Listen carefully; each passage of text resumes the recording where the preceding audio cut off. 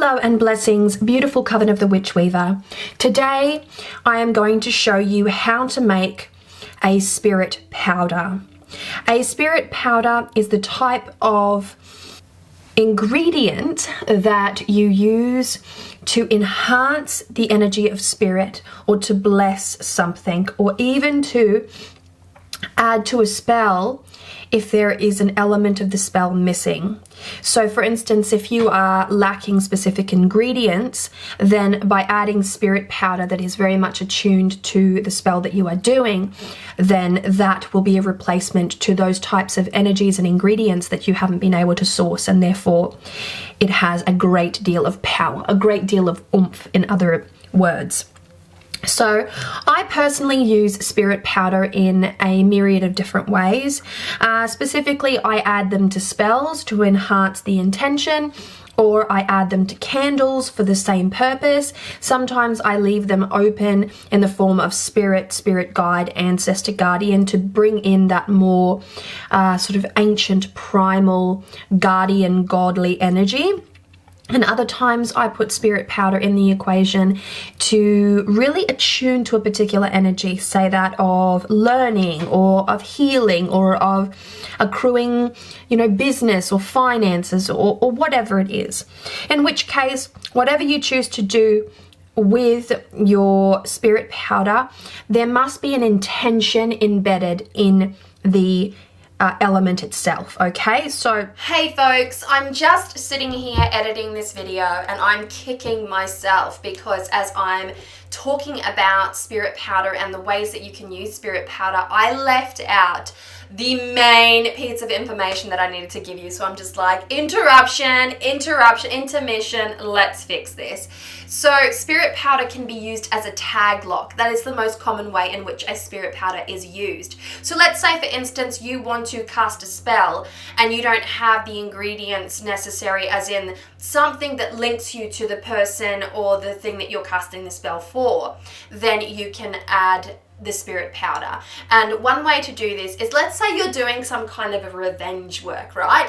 And a driver, ran into your car and dented your car, and you're beside yourself. How can I do this? You want to do a revenge, retribution, some kind of something to ensure that wrong be righted, if you will. And so you take what you know: the driver, brown hair, green eyes, 6 foot tall, car, this, start of the number plate, any details, absolutely every details of the driver, of the car, of the situation that transpired. You write it all down ferociously on a piece of paper, okay? And that's exactly how that particular tag lock style spirit powder would take effect. The subject of your desire. Let's say you really want to get the attention of a potential suitor, if you will. Again, same situation goes. If you want to send healing energy to a person that you are not connected with, that you don't have any personal effects of, spirit powder can be used in that particular way as well. And so as a tag lock is the most common way in which spirit powder is used. And I just had to add that because I'm like, you can use it for this reason, you can use it for that reason, and I'm like, are you ever kidding me right now, Avalon? So I had to come in here and just do a little add-on informational. But now back to the scheduled video, okay? So this all begins with writing down our intention on a piece of paper. I like to work with brown paper. This is a page, or a piece, I should say, not a page that I just had sort of like spare lying around. I buy my spell paper in rolls. So I had that. Pen, absolutely vital. Your working candle, absolutely vital. Any kinds of witchy ephemera, as I like to call it, that will add to the energy of the actual spirit powder itself. And you are going to need a heat-proof dish, a cauldron, a plate of some description in which to burn this paper in the end. So let's get started. Alright, so I've gone ahead and grabbed a bowl, but I'm going to move that out of line of sight for the time being. First and foremost, we are going to prepare sacred space. I'm using a herb bundle of sage and rosemary. Love it, love it, love it. And I'm just going to waft that sacred smoke around with intention, asking the energies of the botanicals to clear and bless the space for this type of magical working. When making spirit powder, your environment must be absolutely cleansed and cleared. So this is a vital step. Despite the fact that I like to do this before and between and after all of my readings, before I begin any kind of videography or any kind of tutorial, this is something that is absolutely vital to the process, okay? I'm coming through with some Palo Santo. I always like to lay down 2 different types of sacred smoke in order to really enhance the space. Okay, I'm going to prepare my hands with rose water.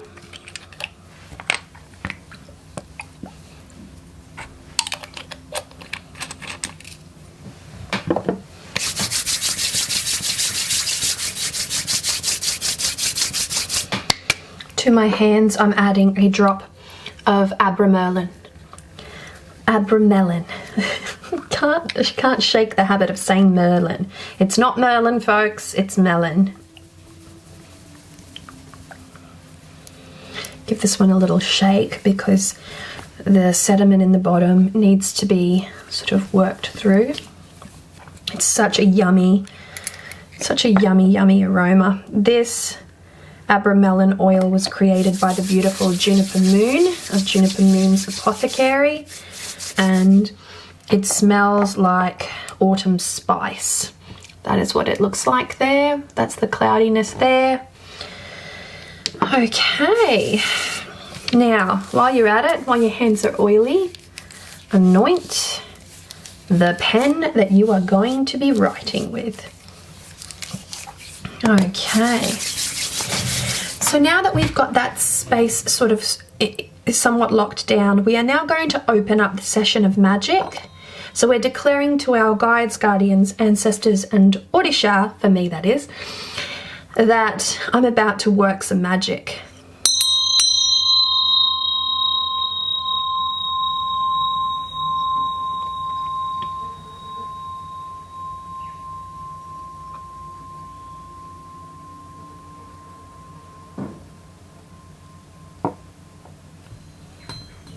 Now I'm going to call in my Orisha, because in order to make spirit powder, you have to have the presence of spirits close by. Now, if you don't work with specific spirit energies, that is perfectly fine. You can ask for your spirit guide to be close to you, a willing ancestor to be close to you. Just be mindful when calling an ancestor that your language needs to be on point, because you don't want to just call in any ancestors. Ancestor work is complicated enough without poking a unwilling and somewhat disgruntled ancestor, so a willing ancestor. For this reason, I would suggest working with a spirit guide for that matter, or the aiding forces of the universe if you're more into that type of perspective. Or if you work with a specific deity, then call in that specific deity. I call it all in because I work with it all.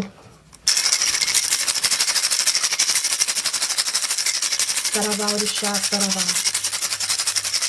Sarava Orisha Sarava. Odoya Iemanjá, Odoya. Epa rei, Yansan, epa rei. Ô bonito. Caô, cabecinho. Peço benção do Xangô, patrão do centro São João Batista, criada pela minha linda avó Delcília de Almeida Succi. Peço bênçãos ancestrais, e que hoje meus guias me guiam, que meus guias me guiam. Saravá para Oxalá, saravá para todos, saravá e axé. Okay, I'm going to do what is called bate pao. This is not something that you need to do. This is something that I need to do because it is part of my tradition.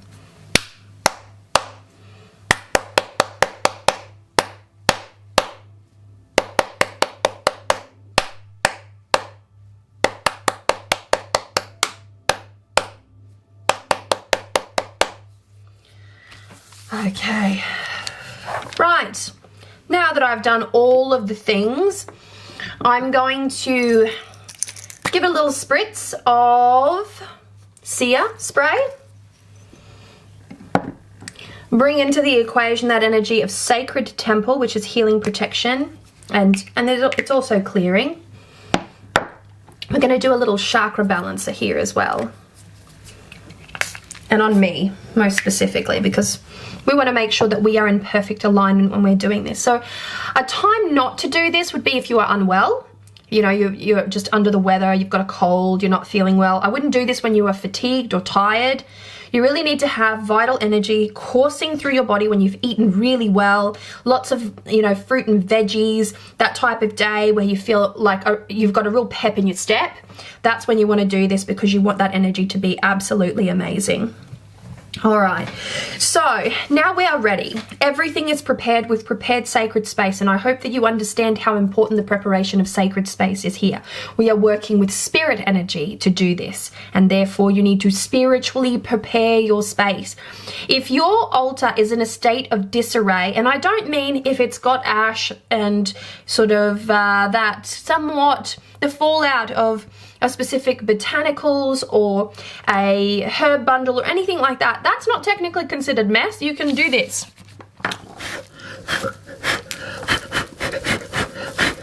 Just clear the space that you're working on. This here is calendula, so I'm leaving that. And there you have it. You want to just make sure you've got a nice clean space here. And yeah, let's get started. So one thing that I would write here is your name, and so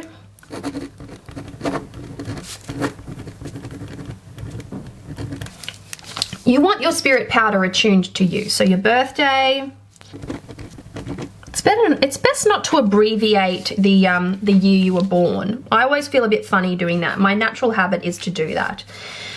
Then you're going to write words of power and of true meaning.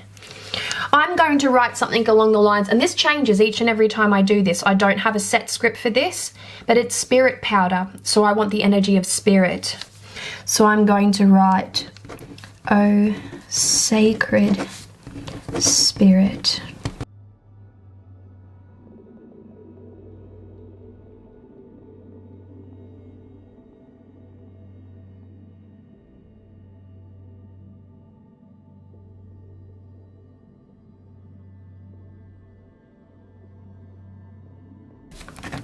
Vitality. So I have written the following, and your script will be totally different. I write mine for different reasons, and I play it by ear. I have written, O sacred spirit, O spirit of guidance, who aids me in my magical working, O sacred energy of magic, enchantment, of deep knowing, of wisdom profound, my guides, my guardians, my ancestors, my Odisha, O spirit of life, of creation, of wonder, healing, divination, seership, self-mastery, honesty, protection, truth, courage, creativity, intelligence, memory, health, and vitality. I've added these types of words, okay? These are power words. Like, everything that I've written here invokes this feeling, this divine feeling of power. To this, I'm going to add abramelin.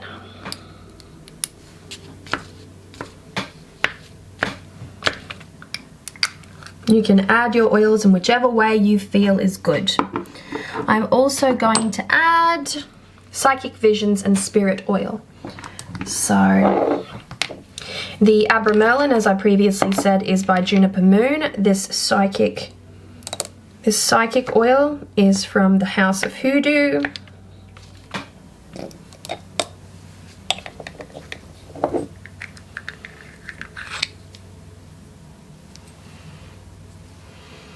Smells really lovely. Now, if you want to, you can add you could probably add some black cat oil, although I just don't feel called to at this moment in time. Okay, I did have a spirit oil, but I cannot find it right now. I have so many different oils on my altar right now, but I can't seem to find that one, which is okay, but you can add whatever it is that you want. I have added Abramelin because it's sacred. We're doing ritual magic here. I've added psychic visions and spirit oil. So I have that in mind. I'm drawing this to myself in the same way as we fold a petition to ourselves to bring something to us. We are going to fold this once, twice, 3 times, like so. You want to breathe on it. You may want to breathe on it a number of times or breathe on it once. Once you have breathed on it, you may want to lick your thumb and do these ones. Oh, that tasted nice. And then when you are ready, do the following. In the name of the gods, guides, guardians, ancestors, and Odisha, I bless and empower this sacred paper that has been prepared in the most sacred way with respect and with honor to the world of spirits. May this become the spirit powder that will aid me in, and then you put your own words in. And with all of that said and done, and then Sarava and Ashe, you know, something to that effect. So I was a bit obscure with my words then because this is a mock powder. I'm not going to actually be using this particular one, but I wanted to give you this example because I'm not feeling well, and therefore I do not want to use this particular powder because I'm starting to come down with a little something. So here we go. I am going to set this one on fire like so, and watch as it burns. This is a heat-proof dish.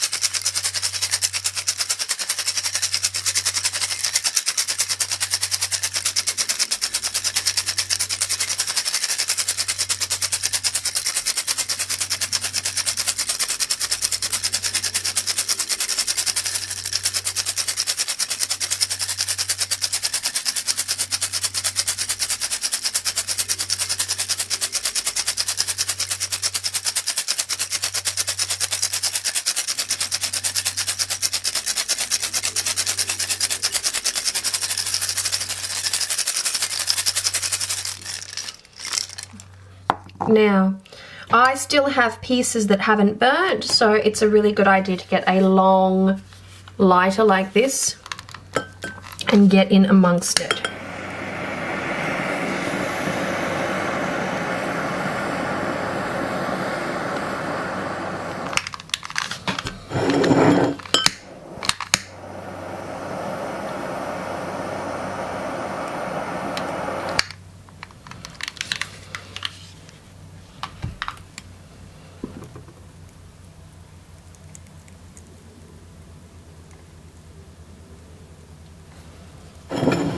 When you feel like it's all burnt, I still have paper here that I need to deal with at the base of the paper. Typically what you will find is when you put it in a dish, the dish is cold and the paper won't burn as easy. Oh God, really? Have I run out of...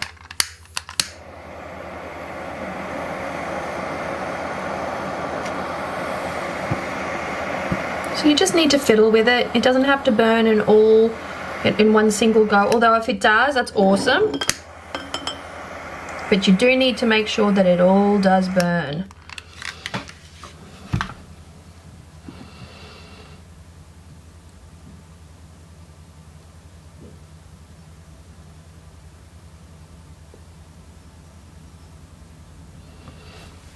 And as you can see, you are left with ash.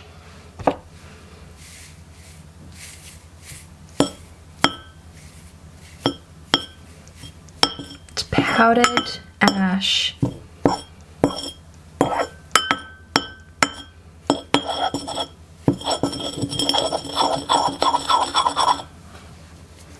Nicely powdered ash. And you would collect that nicely powdered ash and place it into a paper envelope, preferably. You don't want plastic around this. And you're going to get a little soot from it simply because there's oil on it. But that is what you can actively place on your candle, like so. You can rub that all over your working candle, your spirit candle, a spell candle. You can add further things to this as well. You can add, and I'll grab some mixture just for you to see. Here's one I prepared earlier. So you can add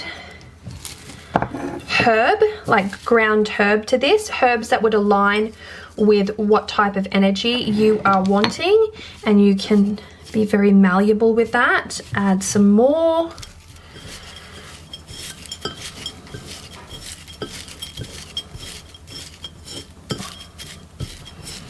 Like so. And you've got yourself a really nice spirit powder. Now, if you are planning on mixing in, say, magical powders like this money powder that I've got here, for instance, if you're attuning this type of spirit powder to money, or if you're attuning it to another intention, if you want to put powders in it, you can. If you want to add incense to it, or sort of, not incense, but herbal blends like this one that could essentially be an incense, you can. Once you have done this, you can apply it to specific candles, you can apply it to spells, you can make spell envelopes, you can burn them as offertory incenses, or an incense on your altar that will help you to manifest the things that you want, or to call in the aid of the spirits and have that spirit blessing there in your sacred space as you're doing your rituals. And so you can add to this, you can subtract. The very basics of it though: paper, oil, burn, make sure it's all burnt down, gather it, place it in an envelope or in a glass jar so that it doesn't perish. Now, if you're looking to make volumes of this, then you would of course use bigger paper, or a larger amount of paper is what I mean, and you would write whatever you needed a bit bigger, and it would create a bit more ash for you. But however much ash you need is entirely up to you. My next tip is, if you plan on if you plan on adding herbs to this, I would potentially recommend that you add finer ground herbs than what I have here. So I've added rather chunky pieces of botanical. They're not whole by any stretch of the imagination, but they have only been lightly ground in a mortar and pestle. And so I would add a finer grind of botanicals to it, to ensure that if you are going to apply it to, say, something like a candle, that it actually sticks, because the finer the grind, the more it will stick to the oil that you've dressed the candle on, and the thicker, the more it's going to potentially fall off the candle. And it's not bad if you apply it and it falls off, that's fine. It's still going to surround the candle and add that necessary magic, but it's preferred to stay stuck to the candle. And the finer the grind, the less flammable it will be as well. So these are things to consider. So there you have it. This is one way to make a spirit powder that is diverse in its applications, and that you can add your own little extra something to. If you have liked this video, then please comment below. If you have any questions, comment those below as well, and I will see you in the next video. Much love and many blessings. Mwah. Bye.